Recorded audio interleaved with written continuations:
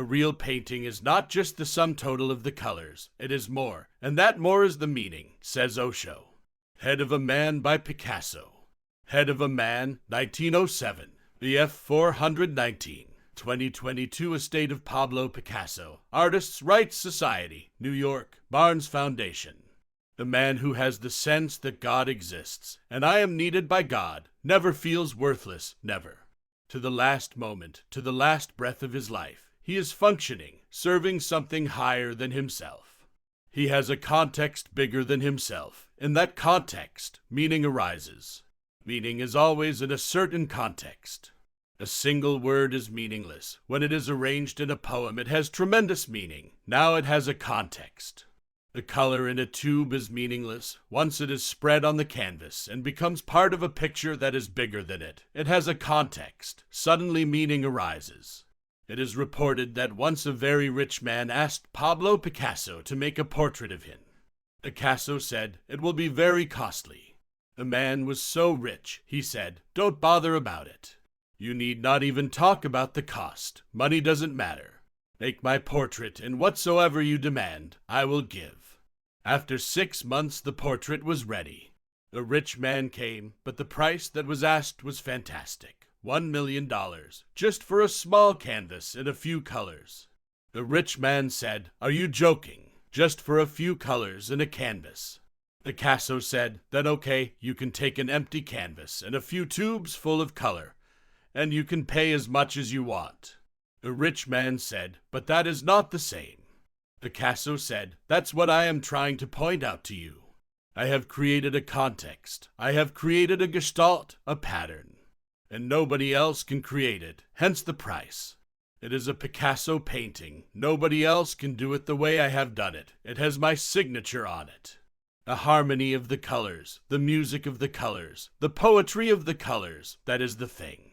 I am not asking the price for the colors, but for something that has become expressed through the colors. A real painting is not just the sum total of the colors, it is more, and that more is the meaning. A real life is not the sum total of what you do, unless there is something more to it. You live in an authentic life. That more is God. That poetry is God. That music is God. That surrounds you and floods you. People come to me and ask, "Where is God?" It is not a question of asking where. God is a meaning, not a person. I cannot indicate, "There, go there, and you will find him." God has no address. God cannot be located. It is a meaning. You have to create meaning in your life. Then God is. God has to be created. And the beginning of creating God is to start becoming more and more sensitive to the existence that surrounds you. The trees, the rocks, the stars, the earth. You are surrounded by great poetry. But you remain separate, hence you go on missing it.